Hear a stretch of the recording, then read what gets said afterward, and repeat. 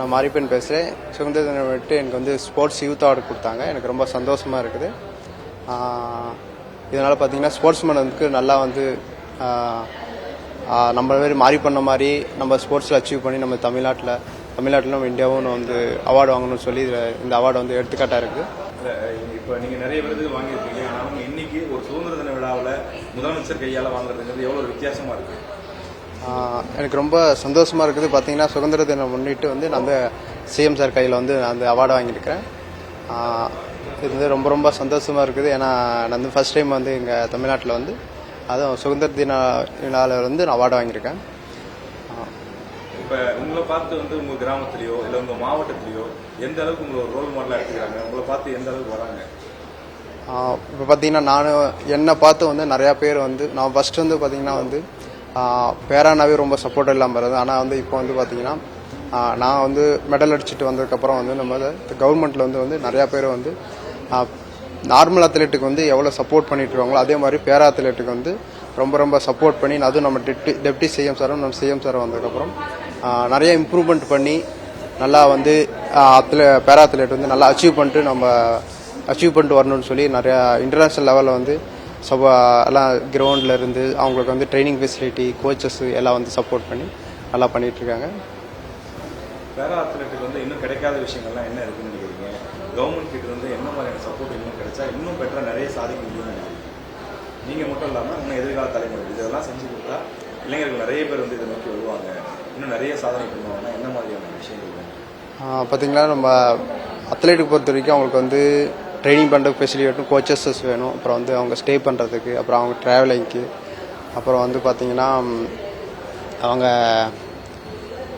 எல்லாம் அங்கே வந்து சப்ளிமெண்ட்லேருந்து அவங்க டயட் ஃபிசியோதெரபிஸு அவங்க எல்லாம் வந்து இந்த மாதிரி சப்போர்ட் வேணும். ஆனால் அந்த மாதிரி சப்போர்ட் வந்து பார்த்திங்கன்னா இப்போ வந்து ஃபஸ்ட்டு வந்து அந்த மாதிரி சப்போர்ட்லாம் எதுவும் கிடைக்காம இருந்தது. ஆனால் இப்போ வந்து நம்ம தமிழ்நாட்டில் வந்து நம்ம டெப்டி சிஎம் சார் வந்து எல்லா விதமான சப்போர்ட்டும் பண்ணி கொடுத்துட்ருக்காங்க.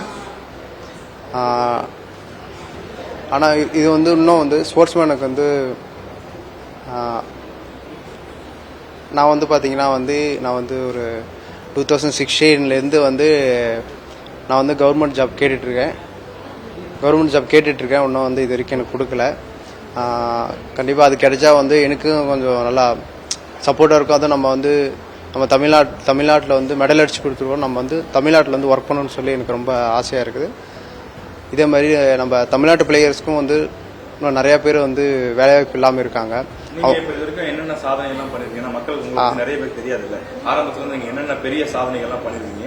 ஏன் உங்களுக்கு கவர்மெண்ட் வேலை கொடுக்கணும் அப்படின்னு நியாயப்பட்டு ஒரு விஷயம் சொல்லுங்க. நான் பார்த்தீங்கன்னா 3 டைம் வந்து பேராலிம்பிக்ஸ் மெடலிஸ்ட்டு, அப்புறம் 3 டைம் வேர்ல்டு சாம்பியன்ஷிப், அப்புறம் 2 டைம் ஏசியன் கேம்ஸ் மெடலிஸ்ட்டு. பார்த்தீங்கன்னா வந்து மெடல் அடிச்சுட்டு வந்திருக்கேன். நான் வந்து எல்லா அதர் ஸ்டேட்டில் வந்து பார்த்தீங்கன்னா ஒலிம்பிக்ஸ் மெடலிஸ்ட் வந்து எல்லாத்துக்கும் வந்து கிளாஸ் 1 ஜாப் கொடுத்துட்ருக்காங்க. எனக்கு பார்த்தீங்கன்னா 1 மந்த்துக்கு முன்னாடி கூட யூபியில் வந்து கொடுத்தாங்க. அது என் கூட வந்து 3rd பிளேஸ் வந்த அவங்களுக்கு. அதே மாதிரி அது ரெக்வஸ்ட் வச்சு தான் நான் வந்து 2016 கேட்டுட்ருக்கேன். இது வரைக்கும் அந்த இதுவும் அப்டேட்டு எதுவும் இல்லை. அது ரொம்ப கிரிக்கெட்லாம் வின் பண்ணுறவங்களுக்கு பார்த்தீங்கன்னா போலீஸ்லேருந்து ரயில்வேலேருந்து நிறைய டிபார்ட்மெண்ட்டில் வேலை கொடுக்குறாங்க. கிரிக்கெட்டில் ஆகட்டும், இந்த நார்மல் அத்லெட் ஆகட்டும், அவங்க எல்லாத்துக்கும் வந்து டக்குன்னு கொடுத்துட்றாங்க.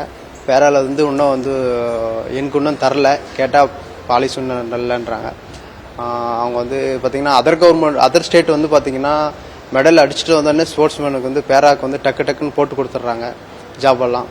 ஆனால் இன்னும் நம்ம தமிழ்நாட்டில் வந்து நான் கேட்டேன், இது வரைக்கும் இன்னும் எந்த அப்டேட் இல்லை. அது வந்தால் கொஞ்சம் சந்தோஷமாக இருக்கும். கவர்மெண்ட் ஜாப் கிடைச்சா அது எந்த வகையில் உங்களுக்கு பயனுள்ளதாக இருக்கும்? உங்களுக்கு வந்து எவ்வளோ ஹெல்ப்ஃபுல்லாக இருக்கும்? இப்போ பார்த்தீங்கன்னா நான் வந்து வேறு ஸ்டேட்டில் போய் ட்ரைனிங் பண்ணிவிட்டு அங்கேயே ஒர்க் பண்ணிகிட்ருக்கேன்.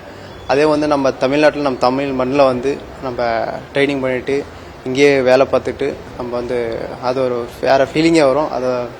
அது கேட்டுட்ருக்கோம். நான் வருமானம் எல்லாமே கூட அதில் கிடைக்கும். கண்டிப்பாக அது ஒரு சப்போர்ட்டாக இருக்கும். ட்ரைனிங் பண்ணுறதுக்கு எனக்கு சப்போர்ட்டாக இருக்கும். எந்த துறையில் உங்களுக்கு வந்து வேலை கிடைச்சா ரொம்ப ஈஸியாக இருக்கும், நல்லதாக இருக்கும்னு ஃபீல் பண்ணுறீங்க?